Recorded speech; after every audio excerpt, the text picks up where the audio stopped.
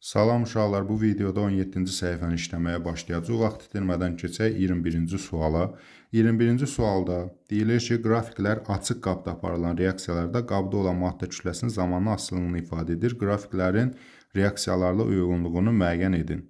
Görürük ki, burada zaman keçdikcə kütlə dəyişmir. Burada isə zaman keçdikcə kütlə sıfıra qədər inib.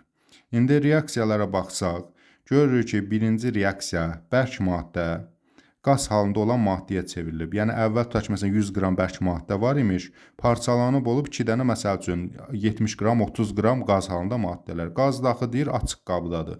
Açıq qabdadırsa o qaz halında olan maddələr kənarlaşacaq və qabın çəkisi sıfıra qədər düşəcək. Deməli, bu birinci daha doğrusu bir bəndi ikinciyə uyğun gələcək. Yəni əvvəl bərk maddə var imiş, sonra o sıfıra qədər düşüb qaz halında olan maddələr, yəni çıxıb kənarlaşıbdı oradan. Belə deyək, tərəzinin üstündə heç nə qalmayıb, 0 qrama düşüb. Yəni biz bunu yazacağıq, bura 1-2 qoyaq, 1-2 qoyaq. Deməli, ikinciyə 1 uyğun gələcək. Daha sonra baxıb gör ki, bərk maddə müəyyən qədər bərk maddəyə çevrilir, müəyyən qədər də qaz halında olan maddə, o qaz halında maddə də kənarlaşıb.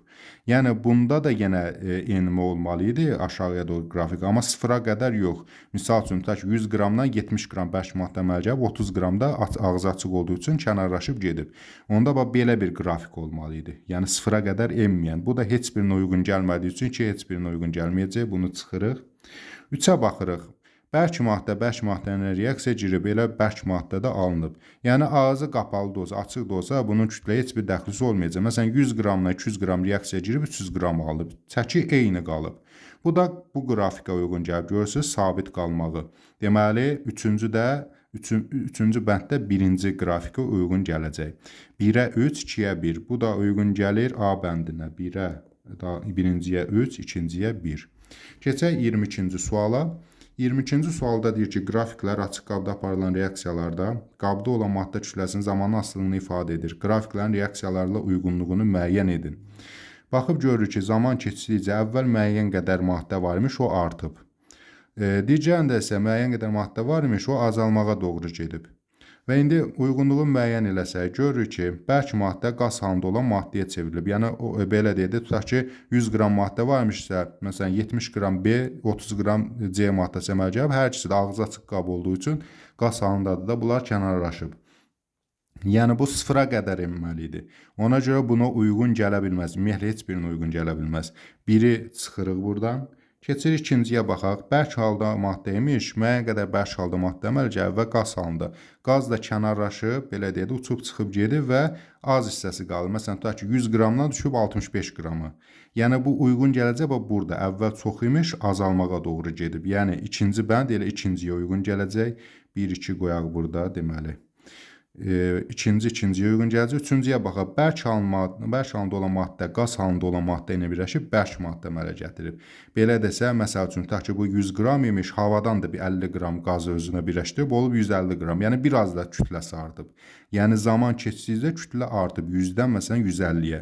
Deməli, üçüncü də uyğun gələcək birinciyə. 1-ə 3, 2-yə 2. Bu da uyğun gəlir B variantına. Doğru cavab B bəndidir. 1-ə 3, 2-yə 2. 23-cü suala baxaq. 23-cü sualda deyir ki, kimyəvi hadisələr hansıdır? Deyir, hansılar doğru olacaq. Suyun donması fiziki hadisədir. Deməli, bu yanlışdır. Yodun sublimasiyası da, bu da yenə aqreqat hal dəyişikliyidir, bu da fiziki hadisədir. Hidrogenin yanması bəli, kimyəvi hadisədir, çünki tərkib dəyişir. H2-dən H2O əmələ gəlir. Dəmirin paslanması zamanı da tərkib dəyişir. Çünki dəmirdən dəmirin oksidi əmələ gəlir, fərqli maddə əmələ gəlir. 2, 4 doğru cavab olacaq. Açıq sualdır bu. 24-cü suala baxaq. Yenə kimyəvi hadisələri soruşur. Deyir, hansılar bu dəfə deyir doğru deyil. Deməli, suyun donması doğru deyil. Çünki bu, deməli, fiziki hadisədir. Yodun subliması ilə bayaqki sualdır. Bu da doğru deyil. Bu da fiziki hadisədir. Amma hidrogenin yanması ilə dəmirin paslanması kimyəvi hadisədir. Bunlar doğrudur. Yəni, 1 ilə 3 olacaq bu sualın cavabı. Keçək 25-ci suala, yəni bu tərəfə. Deməli, hansı proseslərdə maddənin kimyəvi tərkibi dəyişəcək? Kimyəvi proseslərdə dəyişəcək. Cracking biz üzvü kimyada keçəcək. Tərkib bu zaman dəyişir. Yəni, daha böyük karbohidrogenlər parçalanıb daha kiçik karbohidrogenlərə tərkib dəyişir. Oksiləşmə zamanı da tərkib dəyişir. Yəni ümumiyyətlə oksidaşma, reduksiya, yanma, parçalanma, nə bilim çürümə, paslanma, bunlar da hamısında kimyəvi tərkib dəyişir, ona görə kimyəvi hadisədir. Sublimasiya aqreqat hal dəyişikliyi fizikidir. Distillə də ayırma üsuludur, fizikidir. Ayırma üsulları ilə də aqreqat hal dəyişiklikləri hamısı fiziki hadisələrdir. 3-ü 4-ü götürmədən bizdən kimyəvi hadisələr, kimyəvi tərkibi dəyişən sorulduğu üçün 1-dən 2-ni götürəcəm. Hansı proseslərdə maddənin kimyəvi tərkibi bu dəfə dəyişmir deyir. Bu eyni sualdır. 3-lə 4. Bunlar fiziki hadisədir, tərkib dəyişməyəcək. Amma 1-lə 2 də dəyişəcək. Doğru cavab olacaq 26-cı sualda 3-4. 27-ci sual. Azərlight Azərbaycana aid Azəri və Çıraq neft yataqlarında hasil edilən neftin ticarət markasıdır. Tərkibində kükürdün kütlə payının maksimum 0,14% olması və bir sıra digər mühüm göstəricilərə malik olduğuna görə bu neft markası dünya bazarında yüksək keyfiyyətli xam mal hesab edilir. Azərlight üçün doğru ifadələr müəyyən edin. Yəni bu mətn əsasında bunlardan hansı doğrudur, onu mən seçməliyəm. Eyni cinsli qarışıqdır. Burada neftdən söhbət gedir. Bəli, neft özü eyni cinsli qarışıqdır.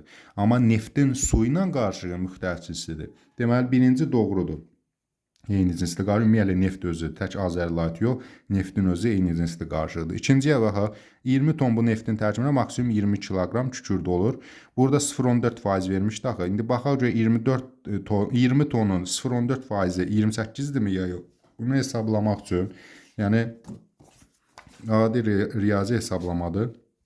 Əvvəlcə tonu kiloqrama çevirək, 20 ton 20.000 kiloqram eləyir. 20.000 kiloqram indi 0,14%-ni tapaq. Vuraq 0,14-ə. Deməli, bir də bunu bölməliyik, çünki faiz hesablayırdı. Ona görə də bölməliyik bir də 100%-ə. Burada faizi indi göstərmirəm. Deməli, 100-dən sıfırları silirik. 0,14-də elə 114 deməkdir də 0-ın ikisini silib 14-ə vururam 28. Bəli, 28 kiloqramdır. Yəni 20 tonun 0,14%-i 28 kiloqrama bərabər olacaq. Bu da doğrudur. Sonra sabit qaynama temperaturuna malikdir. Xeyr, qarışıqların sabit qaynama temperaturu olmaz. Sabit qaynama temperaturu ancaq saf maddələrə məxsus olan xüsusiyyətdir.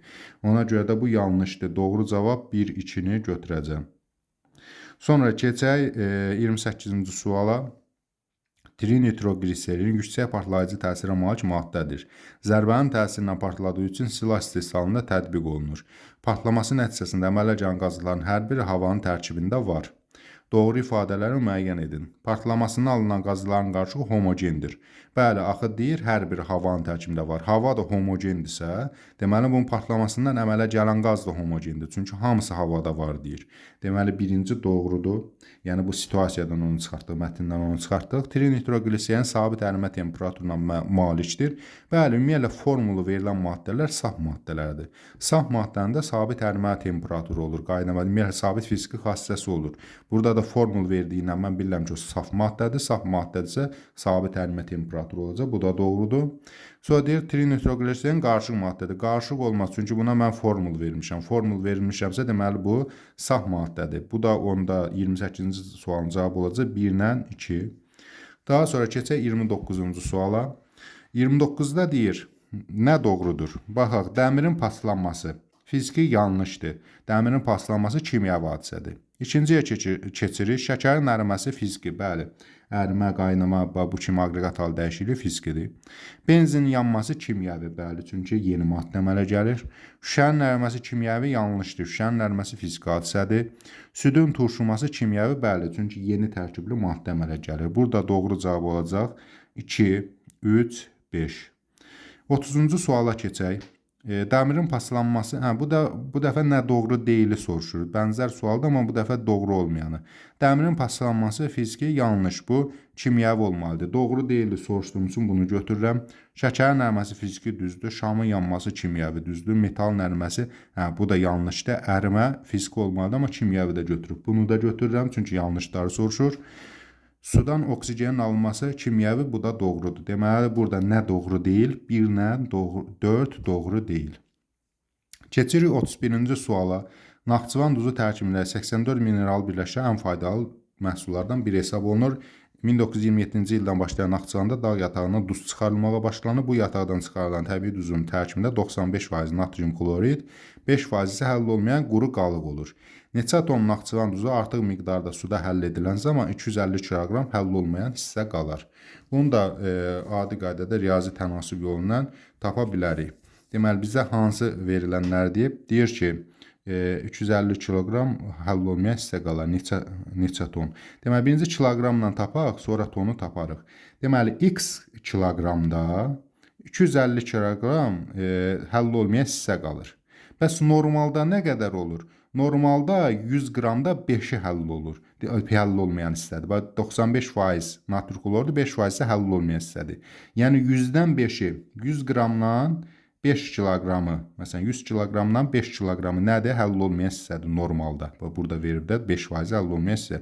100-dən 5-i. Bəs nə qədərində 250 kiloqram olar? X də bərabərdir. Deməli 100-ü vuraram 250-yə, bölərəm 5-ə.